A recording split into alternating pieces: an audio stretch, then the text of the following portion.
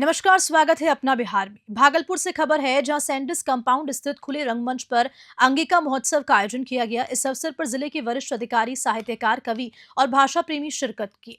महोत्सव में अंगिका भाषा और संस्कृति के प्रचार प्रसार को लेकर चर्चा हुई और साहित्य व कला के क्षेत्र में उत्कृष्ट योगदान देने वाले प्रतिभागियों को सम्मानित किया।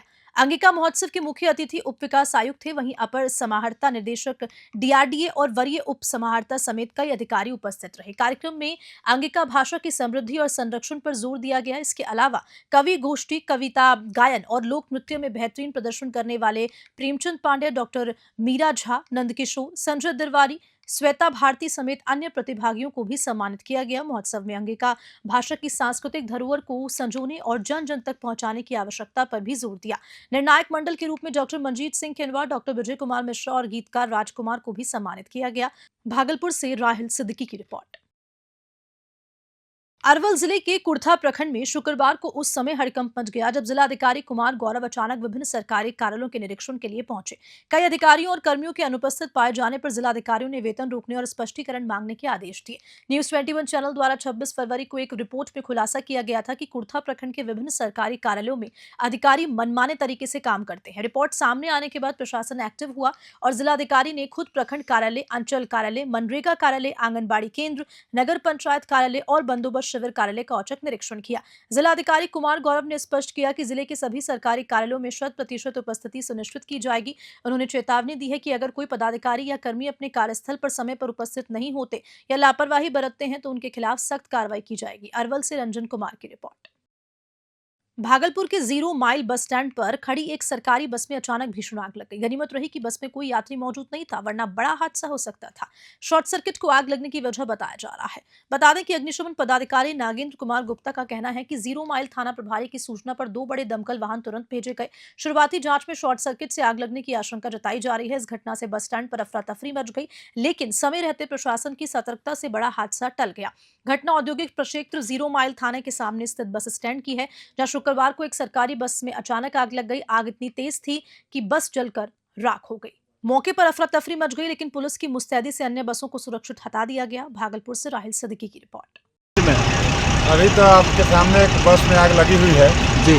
बस स्टैंड था, इसलिए हमको लगा कि और भी गाड़ी जल सकती है, इसलिए 2 बड़ी और 3 छोटी गाड़ी को हम यहाँ तत्काल भेजे और कर्मियों के द्वारा अथक प्रयास करके तुरंत आग पर काबू पा लिया गया है।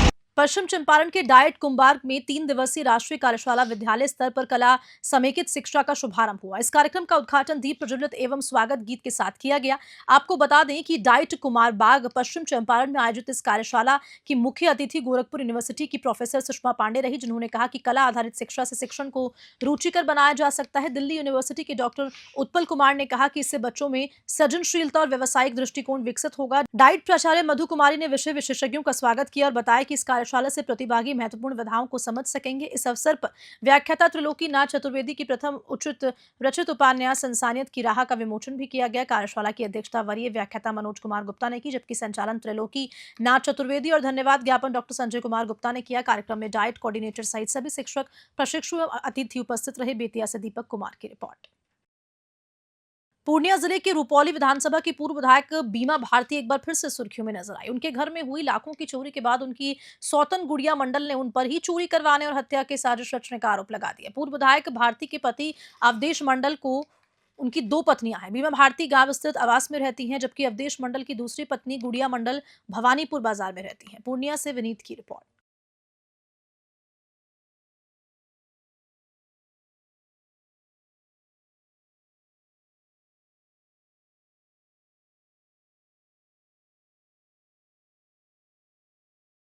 क्या है पूरा मामला यही है कि देखिए, जब हम यहाँ 2011 से अपने पति के साथ, अवधेश मंडल के साथ यहाँ रह रहे हैं, ये मेरा घर है और यहाँ पर जो है जो सामान चोरी होगा कि सब चाबी कहाँ गया वो तो हमको पता होगा ना। ये चाबी आप देखिए, ये चाबी कुछ वर्ष पहले ही यहाँ से बीमा भारती लेके चले गई थी, ठीक है। ये चाबी अचानक से यहाँ कैसे आ गया, ये विषय की बात है। इसमें सीसीटीवी का डीवीआर इसी में था, इसमें डीवीआर था, कैमरा ऑन था। वो जब डीवीआर लेके चल गया तो सबूत कैसे मिलेगा। अच्छा, चोरी क्यों करवाई अब यहाँ पे? चोरी क्यों करवाई? राजनीति के तहत करवाई है, षड्यंत्र रच के करवाई है। मेरा पति अभी बाहर में नहीं है, वो जेल में है। वो सोच रही है यहाँ अकेले रह रही है, इस प्रकार से करेंगे, डराएंगे, धमकाएंगे तो छोड़ के चल जाएगी, हमको आसानी होगा यहाँ से करने में। भाई इतना भी इंसान को परेशान नहीं करना चाहिए। आप हमको माने इतना बड़ा दुश्मन हम ही हो गए आपका।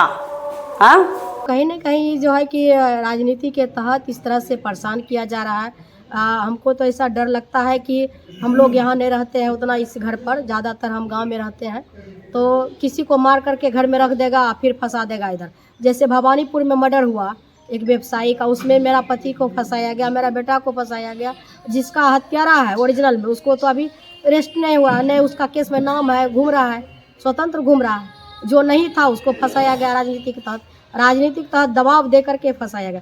उसी तरह से यहाँ भी हो रहा है। जब हम उस समय सत्ता में थे तो उस समय कुछ नहीं हुआ। जब माननीय मुख्यमंत्री जी का कार्यक्रम था पूर्णिया में, उस मीटिंग में हम आवाज़ उठाए कि मेरा घर का डकैती हो गया है घर में और पिस्टल भी चोरी हो गया है। वहाँ पर एसपी बैठे हुए थे, डीएम बैठे थे, लेकिन मुख्यमंत्री जी का उधर से जवाब मिलता है कि आप घर में इतना सामान काहे रखते हैं। तो भाई घर में सामान नहीं रखता है लोग तो कहाँ बहियारी में रखेगा कि रोड पर रखेगा सामान, घरे में रखता है लोग सामान। तो उसी तरह से उस समय नहीं कुछ हुआ, इस बार भी तो हम लोग विपक्ष में हैं, तो आप क्या उम्मीद कर सकते हैं कि न्याय मिलेगा जब एक जनप्रतिनिधि के घर में इस तरह से घटना हो रहा है। आम पब्लिक को क्या होगा? 10 बार थाना का चक्कर लगाते लगाते बेचारा थक जाते हैं, बैठ जाते हैं। खबर के साथ अपना बिहार में इतना ही। नमस्कार।